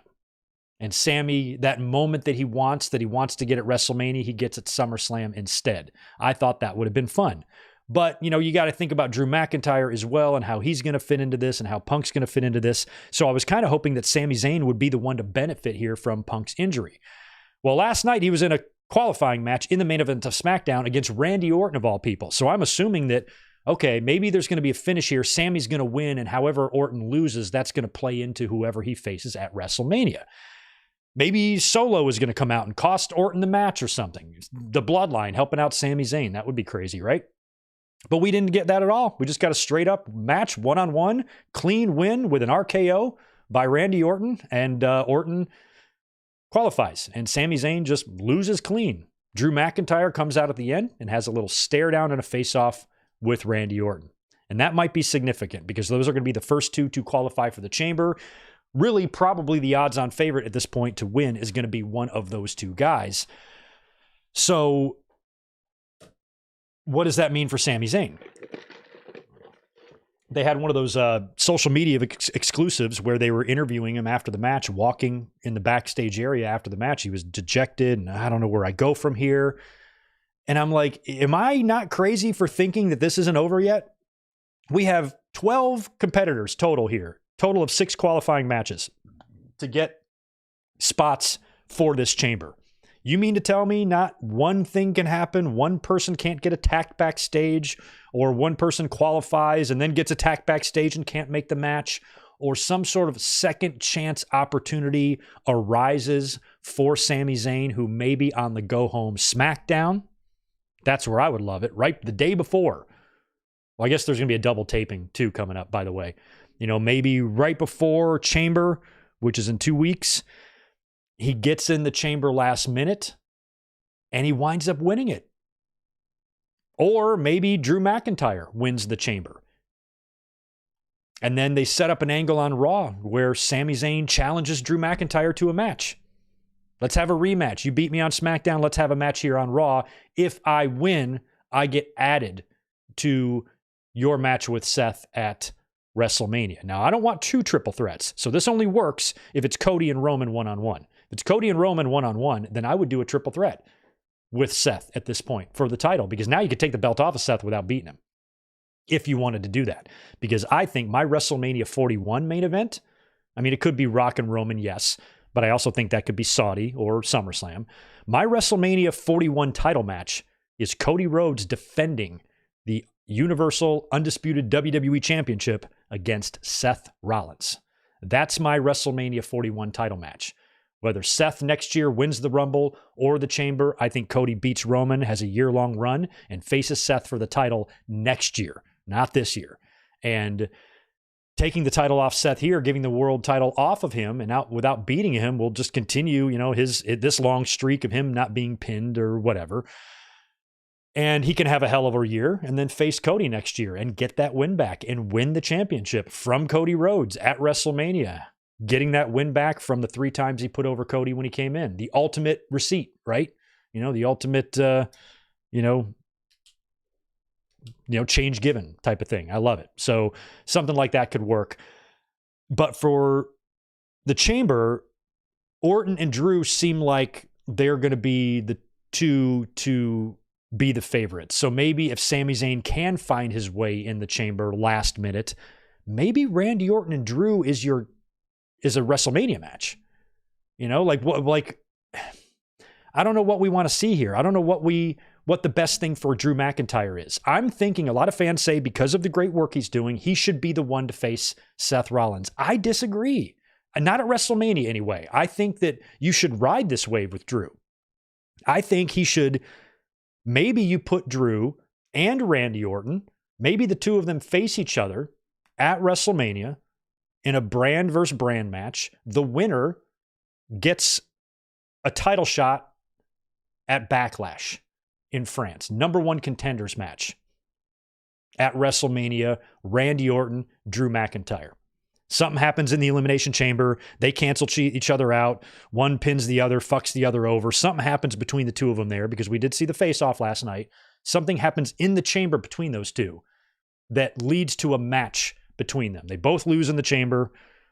I really hope Sami Zayn wins. They both lose in the Chamber. They blame each other. One blames the other, whatever the fuck. You have the match at WrestleMania 1-on-1. Winner gets a title shot at Backlash against the World Heavyweight Champion, which might be Sami Zayn or Damian Priest. So you do that. Winner gets the championship match at Backlash. Let's say Drew wins, because don't forget, Drew got beat last year and pinned by Gunther. So maybe he needs a win this year. And Randy Orton's aging. He looked to be in a lot of pain last night. He can afford a loss. He's Randy Orton. He's a legend. Have McIntyre beat Randy Orton at WrestleMania, earn the championship match at Backlash, and then he goes into Backlash to face the World Heavyweight Champion for the title, and CM Punk screws him. Shows up, costs Drew the match, revenge for what Drew did to him, injuring him, and boom, it's McIntyre and Punk at SummerSlam, 1-on-1. You don't need a title there. And then maybe after that, maybe McIntyre beats Punk and then gets a title shot and is champion near the end of the year. But I don't think just because Drew McIntyre has been cutting great promos and has been wearing a funny t-shirt for 8 weeks that you should just automatically put the title on him now. I think you can wait with Drew. He's been champion before. We know what Drew can do. And I don't think it necessarily needs to happen at WrestleMania. So I'm not really for that. I'd still rather see them tell a wholesome story with Sami Zayn to get him into the WrestleMania match against Seth Rollins and then do something where he gets heartbroken and screwed by Damian Priest. Priest could also turn up in the Roman and Rock match or Roman and Cody match, but we don't even know what's happening there yet. So maybe something like that will work. We will have to see. Here's what we have for the Chamber now. We have Rhea Ripley defending her title against Nia Jax. We have Tyler Bate and Pete Dunne taking on Priest and Balor for the titles. And we have the Women's Chamber. Becky and Bianca have qualified. And we have the Men's Chamber. Orton and Drew have qualified. Based on the rest of the field for the men, I would have to say that, where to go? I'm looking at the, trying to find the Chamber participants. Here we go. I feel like Ivar and Knight. Ivar, LA Knight, and The Miz. Probably Dominic will not qualify. Oh, no, KO. KO will not qualify either. No, he would. Yeah, I think KO won't qualify. So KO, Logan, Ivar, LA Knight, Miz, and Bronson, I think, are going to be out because I think KO and Logan Paul will cost each other their qualifier matches. So I think Dominic will beat KO. And then whoever Logan faces, Logan might lose to him because KO might cost him the match. And then that will set up KO and Logan at Elimination Chamber. And then Ivar can lose. So I think the 6 people will probably be Randy Orton, Drew McIntyre, Dominic, Lashley.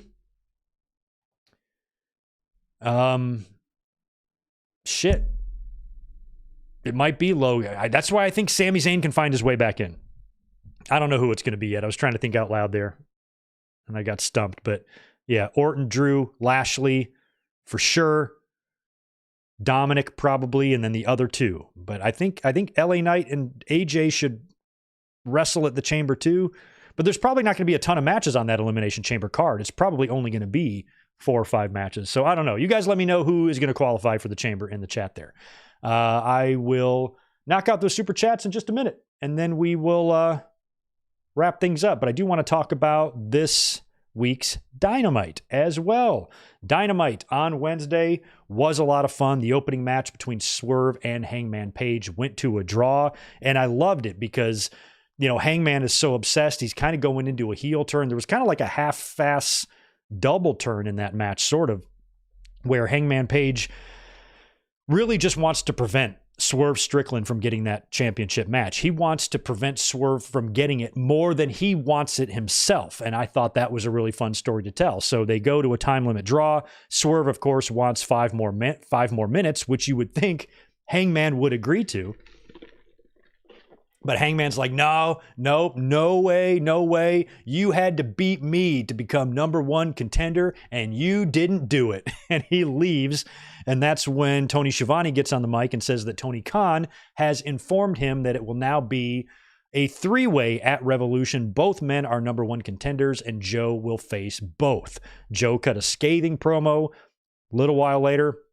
Very, very, very angry about this, but I don't mind it because I feel like the main event stage at Revolution is going to go to Sting and Darby and the Bucks. So doing a triple threat here is a way for Joe to retain the title. I know fans want Swerve, and I do too, but I don't think he has to win the title at Revolution. I think there's plenty of time to belt up Swerve in 2024.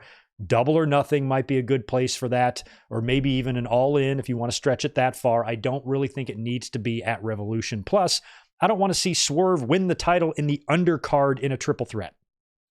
No. I'd rather see Swerve win the title one-on-one main event of a pay-per-view. And that's just not going to be Revolution. So I feel like Joe will retain there. Toni Storm defeated Red Velvet. Fun match there. Deonna Purrazzo was on commentary. She came in the ring and Toni Storm sniffed her. The two of them have got some amazing chemistry, and they're going to be facing at Revolution. Takeshita defeated Jericho. He needed help from Don Callis to get it done. Callis came in, whacked Jericho on the head with a screwdriver, allowing Takeshita to lock in a lion tamer and tap Jericho out. And Jericho, when you think about how old he is and you see him with his shirt off, yeah, he's definitely that old. After that was the Tony Khan announcement. So we had another big Tony Khan announcement, right? What was this going to be? Was it going to be a dud, a flop? It was a little bit of both. All he did was announce a Dynamite, but it was the theme of the Dynamite and where the Dynamite was going to be. That was the big story here. So they're basically going to do exactly what they did for CM Punk when he came in and had that show in Chicago. They didn't outright announce that he was going to be there, but everybody knew he was going to be there. Tony Khan announces that on March 13th, AEW will present Dynamite Big Business from TD Garden in Boston. And the Boston is spelled with 2 S's, or the 2 S's are dollar signs. So you know what's going to happen there. This will be the debut of Mercedes Moné.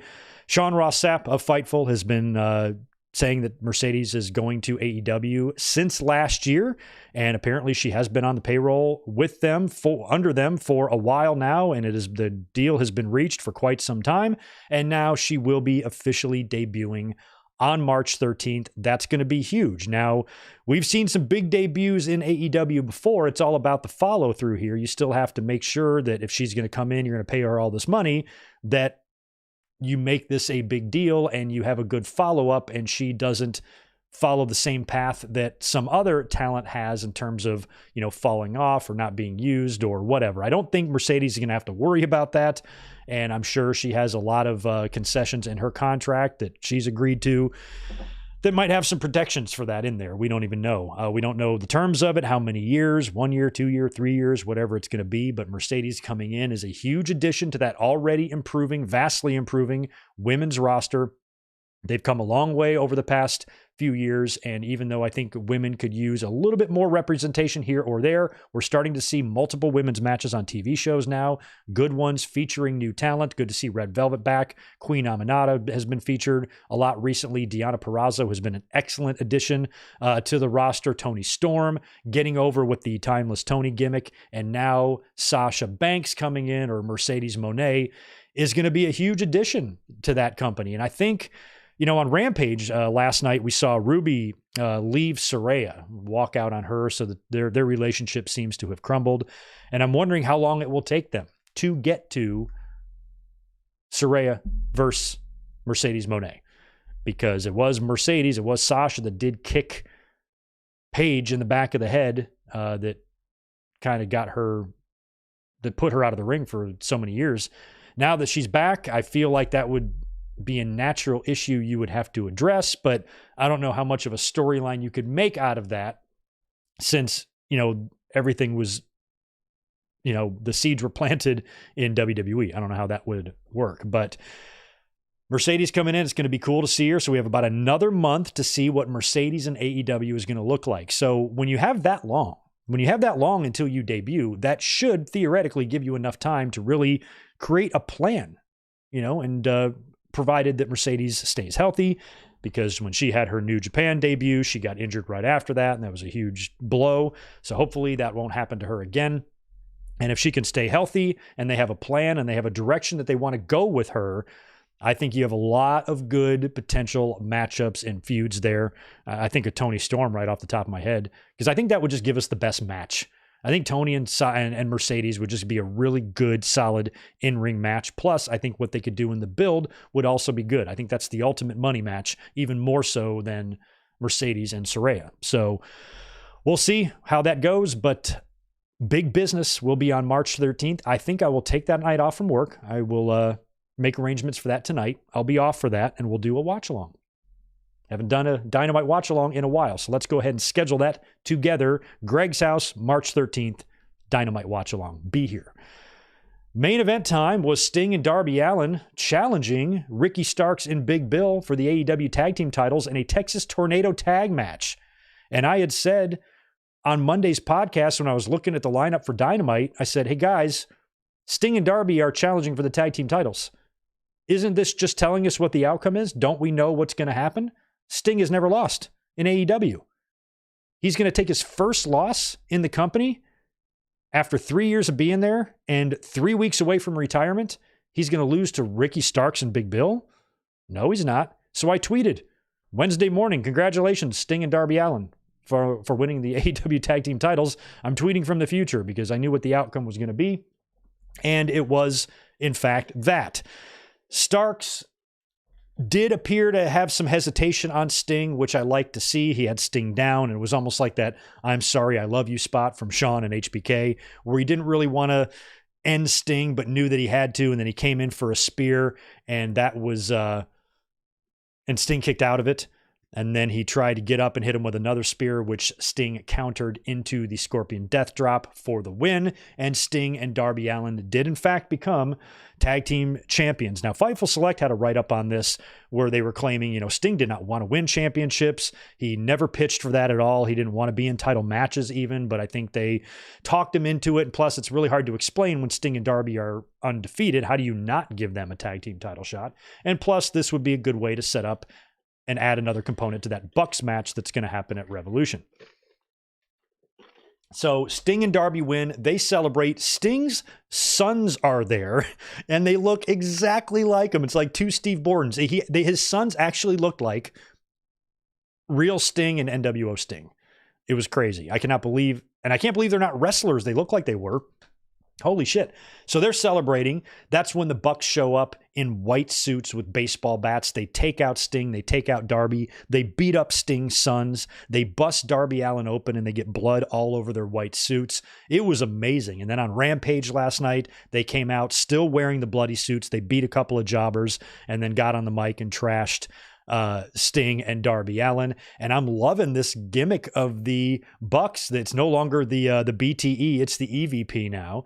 And they're really kind of leaning into these douchebag heel EVP gimmicks. They've had video packages of them, or music videos, I should say, of them on the private jet and just with their stupid faces and their dumb outfits. I love it. This is exactly what they should do. After everything that happened with the CM Punk fiasco, this is probably the gimmick that they need to do. So far, it's been pretty good. I haven't even hated it. I've loved what they've been doing, and I'm interested to see where it will go. Now, I don't know what you do here in Greensboro. I feel like AEW has now found themselves in a situation where you have to hold a tournament for the tag team titles. I mean, you could look at it on one hand, you would create the world's most ultimate villains. And the Bucks would have the type of heat not often seen in wrestling. If they beat Sting, giving him his only loss in his entire AEW career, in his retirement match in Greensboro. And the show closes with the Bucks celebrating and stealing Sting's moment away from him. Heat? Yes. Maybe the wrong kind of heat. You might have a riot. You're going to have a lot of fans who paid their $50 be pretty pissed off. We're going to do a watch along of that too, by the way.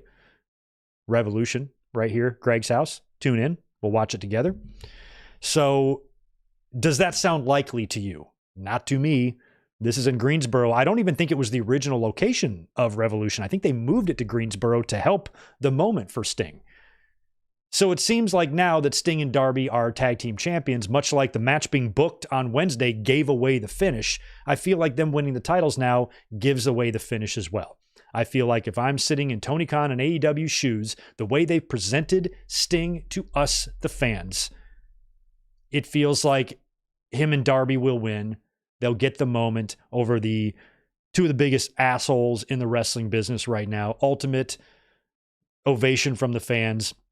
Watching the villains get beat, Sting in his send-off, a teary-eyed send-off. I'm hoping AEW brings in a lot of people connected to Sting, and maybe they recreate something similar to what Ric Flair had in 2012 on Raw when they had that big ceremony for him. They could do that on Dynamite. They could just wait and do something like that on Dynamite, bring Sting back. But if they're in Greensboro and they're right there after the match, I think, just having a big love fest, maybe even dedicating 10 minutes of pay-per-view time to that, like get to your finish, enough time to where you can literally have like a 10-minute thing in the ring with, of course, Flair is going to be there. A lot of the AEW roster can come down to ringside. You can have, maybe Sting's family come in the ring. Anybody who had history with Sting from the NWA or WCW that's able to be there or make the trip, come in and just have a thing. Leave the memories alone, something like that. I kind of want to see it, So I think Sting and Darby beat the Bucks, and I think they do that in the main event. And I think the entire Revolution pay-per-view is about Sting, and they put that match on last, and Sting wins and retires a champion. Sometimes, certain veterans, might not want to do that. Sting, the run that he's had, I wouldn't consider this a guy like hogging a spotlight or anything like that. This was AEW's love letter to Sting. This was Tony Khan's way of showing him what he meant to him and his career and to the business. I'm going to give you, because Sting's run, even though he was undefeated, he never held anybody down, didn't step on any throats, didn't take spots away from guys. He was always universally accepted, beloved by the audience. I said that AEW used Sting better than really any wrestling promotion has used any legend ever. And it gave a lot of opportunities to young wrestlers getting a chance to work with him, share a ring with him, rub shoulders with him, just experience the aura that is Sting. Sting debuted when I was 10, for fuck's sake. I mean, this is a huge career. So I think that having that moment in Greensboro would just be a great way to close Revolution. And I think Sting winning, it wouldn't be, like Goldberg winning and retiring as champion or something like that. There's a whole different thing here. And I think that Sting now gets to have a lot of firsts. He's going to be in multiple Hall of Fames. I think AEW should make him their first inductee. I do. I used to think that might go to Jericho, but I think it needs to be Sting. And he'll be the first guy to go into 2 Hall of Fames, and being in the WWE one as well. And I'm glad he had this chance to have this goodbye, because at first I wasn't sure. He came in and I'm like, I don't know. What's Sting going to do? And then you realize this dude's not playing games. Every match he's in, he's diving off of balconies and shit. And I'm like, oh, Sting's not messing around. He's here to play and he's here to have fun. And it was fun. His whole run in AEW was fun. Can't say enough good things about it. I was worried for him sometimes. Sometimes he took unnecessary bumps that I don't know why he's taken, but it's Sting's life. It's Sting's career. Who am I to say? He wanted to lay it all out like that and put a cherry on top of what already was a Hall of Fame worthy, remarkable career. Then more power to him. And I thought it was, for the most part, enjoyable. I had a few instances there where I was worried about Sting. His face busted open one time, cracked his head on the cement once or twice, but for the most part, I really enjoyed Sting's run and everything he's done in AEW. And I think Sting and Darby winning and Sting retiring a champion is the way to close out Revolution. Yeah, Mike, you might be right about Luger. And then let me see. So here's what we have for Revolution, by the way. Here's the card. Samoa Joe defending against Hangman Page and Swerve. We have the Bucks taking on Sting and Darby. Tony Storm against Deonna Purrazzo, and Orange Cassidy defending against Roderick Strong. They did other stuff on Dynamite too. That CMLL and BCC feud is going on, and they had a tag on Dynamite as well that's helping build the Roderick Strong and Cassidy match. And I think Roderick needs to take the title from him at Revolution. Tonight on Collision, that show goes live in 6 minutes. We've got more BCC and CMML stuff. We have Deonna Purrazzo versus Kiera Hogan, and we have Daniel Garcia versus Shane Taylor, along with an Adam Copeland interview. So not a Cope Oakland, I think just a Cope interview. So, and are we getting Copeland and Christian at the pay-per-view too? I'm not sure. I don't know what's going on there. But anyway, there's the end of my notes. We got a couple of minutes left before I have to get out of here for me to knock out the rest of these super chats. And again, I want to thank you guys for being here today. The Juliet is in the house. She has gifted a good Mic Work Commentaries membership to Smitty. That's awesome. Juliet's always in here making it rain with the memberships. She also says in a $2 super chat, Sol Ruca returned to action at NXT event last night. I knew that as well. I tweeted about that yesterday that, thinking of Sol Ruca and Dakota Kai both kind of getting healthy is very pleasing to the old Greg, if you know what I mean. Love it. Happy Sol Ruca is back. That girl's the real deal. And I hope that her NXT run continues to go well, and she's main roster ready sooner rather than later. Going up here to get to the chats that I may have missed. Mike Witt, there you are. Appreciate 5 more from you. Night 2 main event, Rock is in Roman's corner, then Cody's announced, and everyone is wondering who's in Cody's corner, and then the glass breaks. Having Austin and Rock in opposing corners would be awesome. I'd be fine with that, but then again, is Austin and Rock necessary for that? I mean, I guess you could look at it both ways. Some fans might think they add to it and make an already big match even bigger. Some fans argue that, maybe Rock and Austin, why do they need to be in the corner of a match that fans are already interested without any cornermen? So I'm not sure, but it sounds fun. It sounds fun, and I wouldn't be opposed to it at all. The Juliet, I got you already. Sorry. Mike Witt has 2 more. Hope AEW brings in Luger for Sting's last match. Yeah, Luger would be nice. Anybody like that? Luger, the Rock and Roll. I wish the Road Warriors were still around. You could bring in a Steiners if you wanted. Obviously, no Hogan. And in terms of the WCW days, like the NWO days and stuff, Brett could make an appearance for him. Maybe. They don't have a ton of history. They've had some matches, but, maybe Brett could come in there just to be an extra body in the ring, an extra legend in the ring, paying their respects for sure. I hope that we see a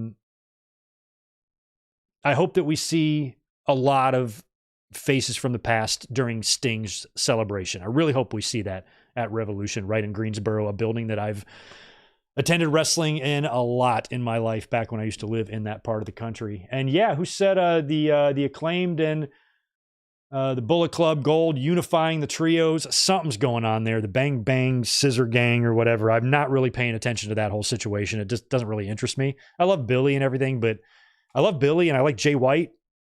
I just don't give a shit about any of this that they're doing. And I think having 2 sets of trios titles in your company is a little bit obnoxious. So yes, unifying those, I would love to see that at Revolution as well. Well, your boys got to get out of here. I got to head to work now before I take tomorrow off for Super Bowl. So I want to thank you guys for being here. Thank you so much. Like I said, do me a favor, thumbs up button out the door. Make sure you subscribe if you have not yet already. And go follow me over on the Twitters at Good Mic Work. I'm always talking shit over there too, wrestling-wise. And I will be seeing you guys on Monday night. Again, no watch along tomorrow because it's Super Bowl here in the United States. But on Monday, we will be here after Raw to talk about whatever happens on that show. So enjoy the Super Bowl tomorrow. Join me on social media. I'll be giving you my thoughts on the game if you care about those opinions. And we will be back here Monday, immediately following Raw, for another fun little podcast. You guys have a great Saturday night and a great rest of your weekend. Peace.